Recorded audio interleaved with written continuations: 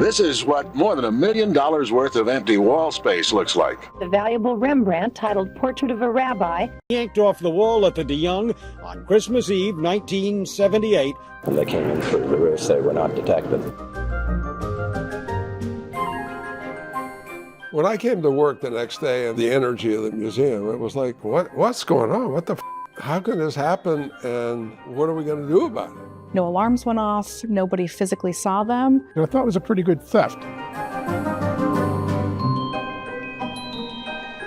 The paintings showed up unexpectedly at a New York City art auction house. We received an anonymous phone call saying that box in front of you, well, it contains stolen paintings. I think there was some thought at the time that maybe they had some inside information. It was probably someone was hired to steal that Rembrandt. The thieves at some point were able to sell these pieces to somebody. This whole mystery of why that object. Scholars now doubt this painting is really a Rembrandt. The young, quote, rabbi returned after 20 years, no longer a, quote, Rembrandt. This was a very unique case. It took many different twists and turns over several decades. All of that plays together to make an interesting case. It would make an interesting movie.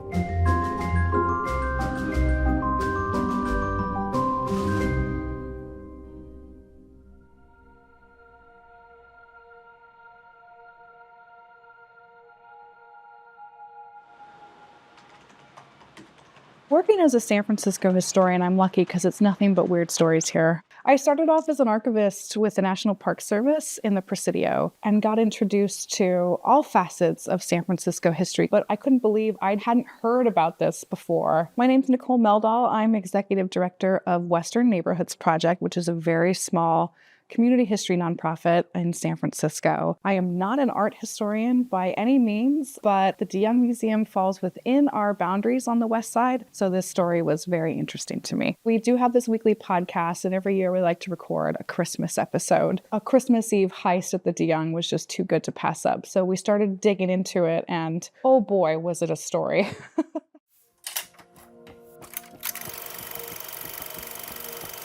It seems like everyone remembers the 1960s and they forget about the 1970s. And I think part of that is because the 70s were a rough time. We're dealing with widespread inflation, widespread unemployment. You had the assassination of Mayor George Moscone and Harvey Milk, but also Patty Hearst had gone full Symbionese liberation movement and was abducted. And we also had the Zodiac killings, the zebra killings, and the Jonestown massacre here as well. So San Francisco is really on edge. Welcome to the world of Tut-O-Mania.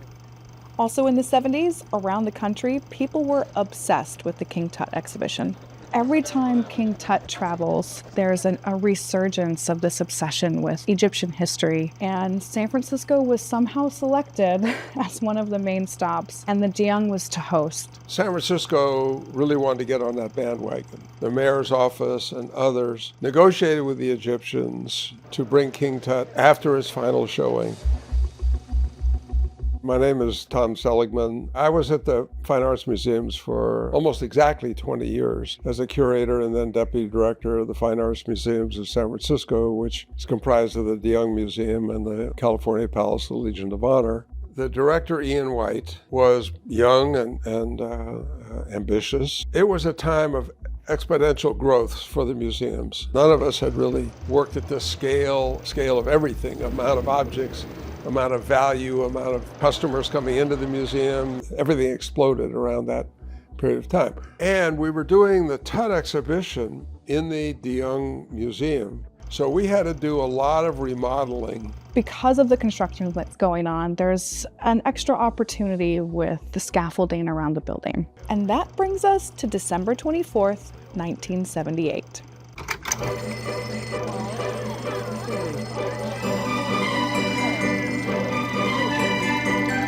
Christmas morning at the De Young, everything seems normal. But sometime between when the museum closed on December 24th at 5 p.m. and when the museum opened on Christmas Day at 9:15, they realized, oh my gosh, there are 4 paintings missing. 2020 hindsight is easy, but it's clear now that security at the De Young was not good enough. The rooftop window that was used to enter was not wired with an alarm. The small room below was not patrolled by guards. They climb the scaffolding and they go to a skylight in the building. Now, this is a different building than the de Young building we have today. We created vulnerabilities with the construction, to be sure. The thieves made entry by removing the metal strips which held a skylight pane in place, then lifting away some plastic ceiling light panels. If that's how it happened, they came in through the roof. They were not detected. Yeah, since it was Christmas morning and I was leaving my family behind, it was an obvious emergency, and I was deeply distressed. It was a mob scene. There was a lot of press there. Everybody was interested in where they came into the museum. That's why I was pointing up at the skylight. They descend 7 to 8 feet to a catwalk around a secondary skylight. They again unscrew and descend into Gallery 12, which was the Rembrandt Gallery. 7 paintings had been removed, but 3 were left behind, including another valuable Rembrandt, which is now back in place. They are pulling all of these paintings off of the walls, and in the process of removing these pieces, they jostle loose a reflector or a light bulb or something that crashes and it spooks them. So they actually leave behind several other pieces that they intended to take. The thieves made their escape by dragging this heavy oak cabinet across the room, opening up these drawers and using it as a sort of stepladder to reach the skylight 12 feet above them. Actually, I see that as being pretty cunning, to move that over, and I thought it was kind of smart to use drawers as stairs. This is like a 600-pound piece, so there's no way one person did this on their own. That's why I tend to believe that there's multiple suspects at play here. And then they were gone, and they were gone. The routine patrols did not detect the burglary, and it wasn't discovered until the daytime staff came on duty at 9 o'clock. I came to work the next day, and it was just buzz.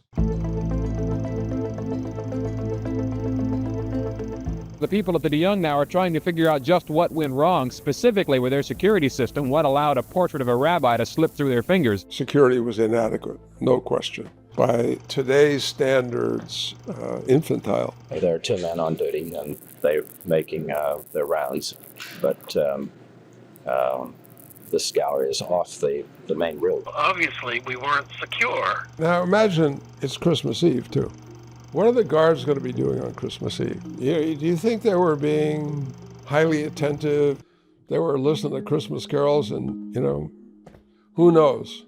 Have an eggnog and whatever else. Incredibly, these thieves got in and out of the museum without detection at all. No tools were left behind at the scene. There were no fingerprints. But they actually leave behind several other pieces that they intended to take, but they did make off with 4. Portrait of a Rabbi at the time was valued at about $1 million. That makes this the largest art heist in San Francisco history, and it still is to this day. The mystery question that keeps getting asked is why the so-called rabbi is the target of all of this. Rembrandt's The Rabbi is the same painting that was the target of an attempted theft on the night of last August 18th.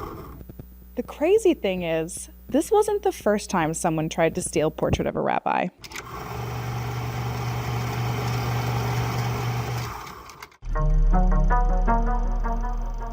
It was just before midnight when the guard on duty answered a knock at the front door. The young man outside claimed to be his relief.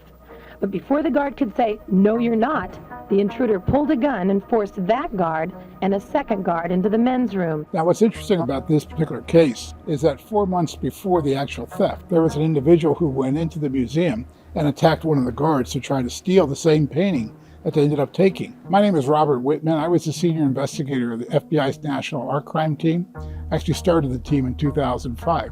Well, I started with the FBI in 1988. I was working in undercover operations and doing art theft investigations. And as a result, I knew of different cases that had not been solved. So I knew about the de Young case. But this is a very unique case because 4 months before, they could have stopped the whole theft. The would-be thief then ran in here and stuffed a valuable Rembrandt titled Portrait of a Rabbi into the big bag he had. Luckily, the man didn't get away with any of the paintings, and the walls were bare today only while museum workers checked them for possible damage. He didn't get them because a third guard, one he apparently didn't count on, surprised the man as he was dragging his sack across the floor. But by that time, the other 2 guards had wriggled free, and all 3 of them went after him. But somehow the man got away, even though 1 guard claimed he fired shots at the bandit. The guards are not used to having firearms pointed at them. This is the first time any such attempt has been made at our museums, so I think it was rather a confusing evening. It would have been very important for the police to catch this guy, especially when we're talking about, guns being fired. They never found him. They never got the guy. And, for me, it seems like that was something they should have done. What's surprising is that they opened the door. That, I'm sure, was against whatever the protocols were at the time. But I think there was considerable concern that the guards were at fault. Because it's the same object, 4 months apart, the same painting, that says something in this whole mystery of why that object.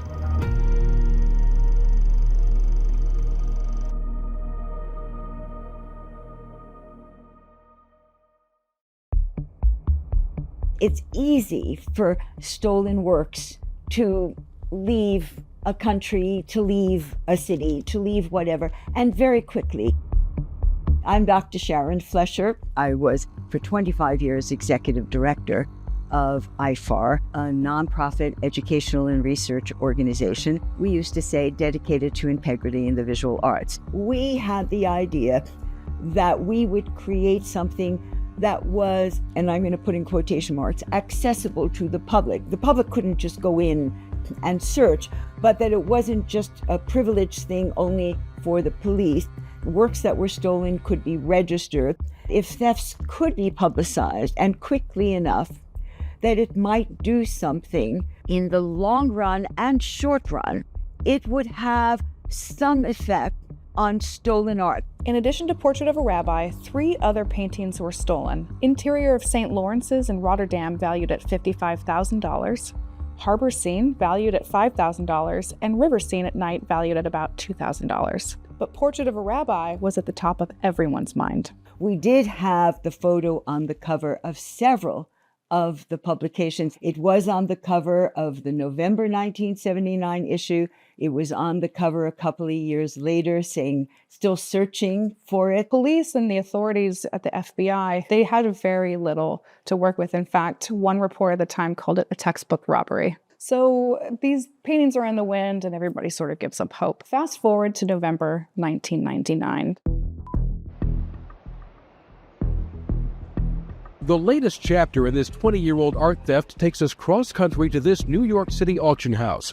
It's where someone left behind this painting and 2 others on a day when the public was invited to bring in works of art for appraisal. With all the traffic, no one really noticed the box that had been left at our front desk until several hours later when we received an anonymous phone call saying that box in front of you, well, it contains stolen paintings. Well, it was a day when we have our normal appraisal day. People bring in all sorts of things, hoping to sell them or learn about them. And a fellow just dropped off a box and then disappeared. Alan Falsell, AKC Museum of the Dog. I'm the curator here. I'm the person who found the supposed Rembrandt that was stolen from the Fine Arts Museum of San Francisco back in 1999. My first thought was I was kind of concerned that it was a unattended package. So I called the police. And we looked at it and figured it wasn't really that scary. And we opened it up and there were 3 paintings inside. So the police got involved, but they didn't publicize that this crate had been left or the recovery taken place. A couple of days later, the person who claimed he was not the thief, but he clearly was connected to the thieves, was concerned that he expected this to be headline news in the newspaper. So he telephoned IFAR's office. I was out at a meeting and my assistant took the phone call and he wanted to meet with me. And she wrote me later a little memo when I came back to the office. Ye gods, he wanted to meet you in Bryant Park.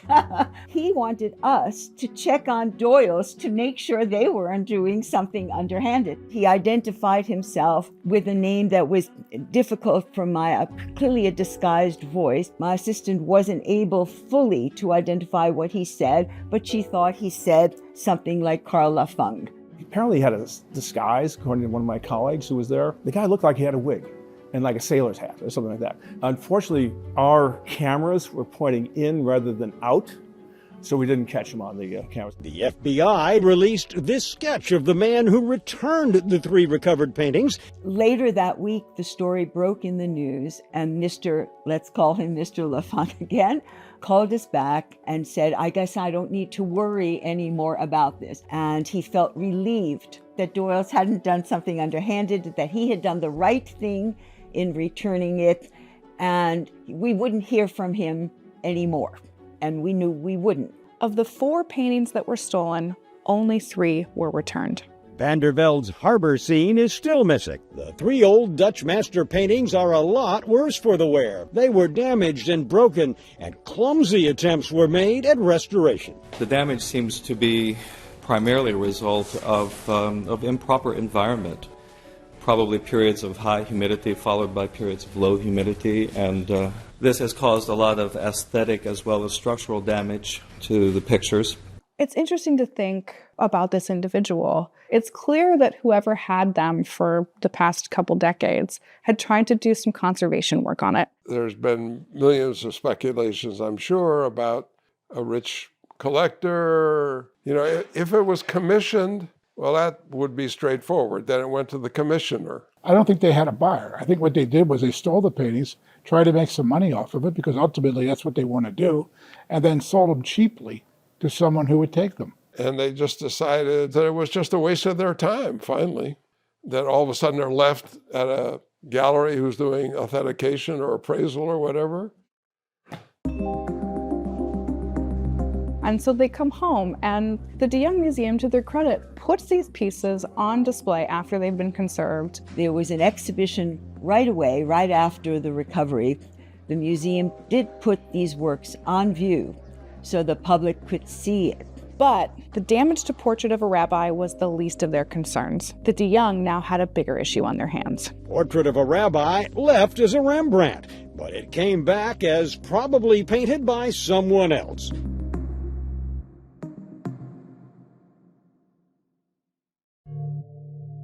De Young Museum officials see the recovery as a mixed blessing, since scholars now doubt this painting is really a Rembrandt. At the time of the theft, it was attributed to Rembrandt, and in fact it's signed Rembrandt 1657. At the time that the Rembrandt is stolen, people had been questioning whether or not it was truly attributed to Rembrandt or just a school in the school of Rembrandt. I look at a lot of paintings. I'm not a Rembrandt expert, but I just knew there was something off here. I opened them up and I looked and I said, well, that's not a Rembrandt. Local press picks up on this. Is this actually a Rembrandt? They actually tracked down the Legion of Honor's curator and director at the time, Thomas Carr Howe. He purchased the piece from a New York art gallery for $60,000 in 1947. So a reporter tracks him down. He's long retired. He retired in 1968. And asks him point blank, is this truly a Rembrandt? And he is appalled. He's offended, right? And he says, that's the most monumental amount of horse I have ever heard. End quote. What Tom Howe said, to me, demonstrates the hubris that was prevalent among art historians and museum people in those eras. They knew everything. You know, protect the reputation. You know, we want donors to still give us art. All of that. It is about protecting reputation. It's about protecting image. It's about status. I learned shortly after the theft from Seymour Slive, who was a great Dutch painting scholar and a Rembrandt scholar, and he was the one who said that he thought it was by another hand, not by Rembrandt. So we were relieved to hear that, to know that it wasn't a major Rembrandt that had been stolen and found in terrible shape. There was a Dutch research team that was painstakingly going through all of the artworks that were attributed to Rembrandt. This committee formally declares not a Rembrandt. I've been told that this brings the value down of Portrait of a Rabbi to around $500,000. Remember, these thieves actually left behind another painting that was attributed to Rembrandt. That painting has since been confirmed as a true Rembrandt work, estimated value at about $75 million. I'm imagining if these people are still alive, seeing this information start to come public and just sitting there and thinking, my gosh, what we could have gotten. I don't think it's completely an accident that if they were going to take one of the two Rembrandts, they took this one and not the other one. Clearly, for whatever reason, someone had an interest in the Portrait of a Rabbi. The fact that they got away with it for so long and no one was captured and the paintings had to come back through an anonymous donation. These thieves that were involved in this case, yeah, they come under a category of being, I'd say, medium. All right, the lowest category are people who do smash and grabs. The next category are people like this, who actually plan something out, plan it out to a certain degree, are able to get in, all right, but then they can't really figure out how to get out and make money at it. I think one has to remember that at the time of the theft, both works were considered and labeled Rembrandt by the museum. So to expect the thieves to know that one would later be downgraded to follower of or studio of, and the other would retain the attribution, is maybe asking too much of thieves. Whenever there's an art theft, you not only want the works back, you want them back in good condition. These works were not returned in good condition.